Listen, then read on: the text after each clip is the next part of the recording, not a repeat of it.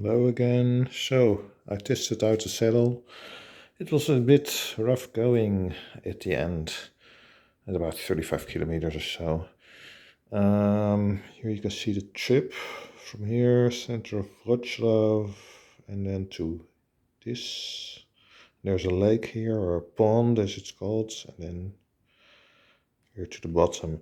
The trip was okay, but this trip was really boring and annoying. It's across farmers' lands. So I just picked a spot to go to, and this seemed okay, interesting, and this is a nice area. So Stav Bielawski. That means Bielawa pond, or pond, yeah. The second part of the trip. So going at the bottom here.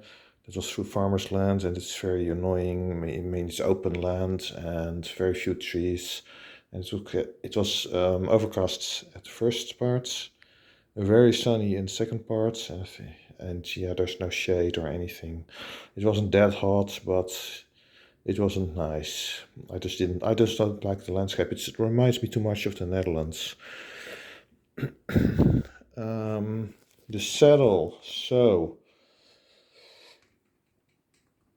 there's a bit of play, which means I need to tighten it. And when I look at it, it seems to have dropped a bit. So yeah, I need to tighten it, see what happens. This is a lot harder than the first Selle Anatomica I tried in, I think it was 2009 or 2010, 2009 I think, or perhaps even 2008. In any case, this is a lot harder and thicker leather than its first saddle. So the first saddle that I tried from Selle Anatomica long ago, that was really comfortable straight from the start. This, I think I will need to ride in. I didn't really have any problems until about 35 kilometers. I thought, yeah, it's not really quite great. So we will see what happens. I'm going to tighten it. I'm not sure if I'm going to ride a lot more on this bike in Poland, because I'll probably go to Ukraine in a few days, but I will see how everything goes. Need to discuss a few things with my friends.